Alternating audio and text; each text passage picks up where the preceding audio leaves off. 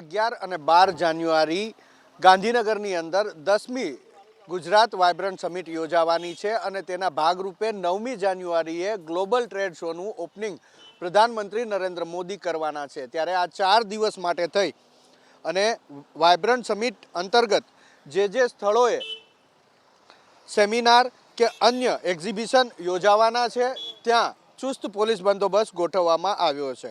Mahatma Mandir, exhibition centre, gift city અને રાજભવન કે જ્યાં પ્રધાનમંત્રી નરેન્દ્ર મોદી રોકાવાના છે, આ તમામ 4 જગ્યાએ ચુસ્ત પોલીસ બંદોબસ્ત ગોઠવવામાં આવ્યો છે।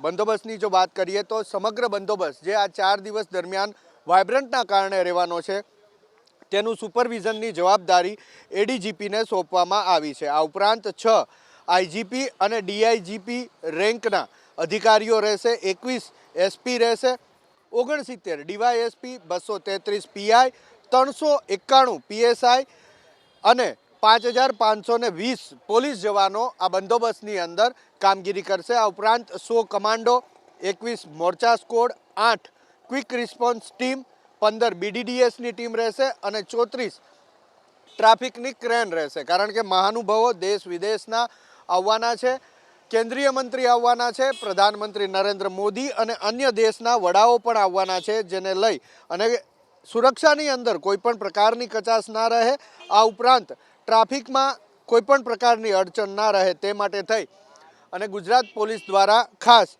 6 લેયરનું ચુસ્ત બંદોબસ્ત ગોઠવવામાં આવ્યો છે। આ ઉપરાંત મહાનુભાવો જ્યારે આવતા હોય છે, પ્રધાનમંત્રી જ્યારે આવતા હોય છે ત્યારે સુરક્ષાનો તેમનો પ્રોટોકોલ પણ રહેતો હોય છે અને કોઈપણ પ્રકારનો અનિચ્છનીય બનાવ ન બને, સુરક્ષામાં કોઈપણ પ્રકારની ચૂક ન રહે તે માટે થઈ અને અત્યારથી પોલીસ જવાનોને, પોલીસ અધિકારીઓને તેમના પોઈન્ટ ડિસ્ટ્રીબ્યુટ કરી દેવામાં આવ્યા છે અને તે તમામ સ્થળોએ પોલીસ બંદોબસ્ત અત્યારથી ગોઠવી દેવામાં આવ્યો છે।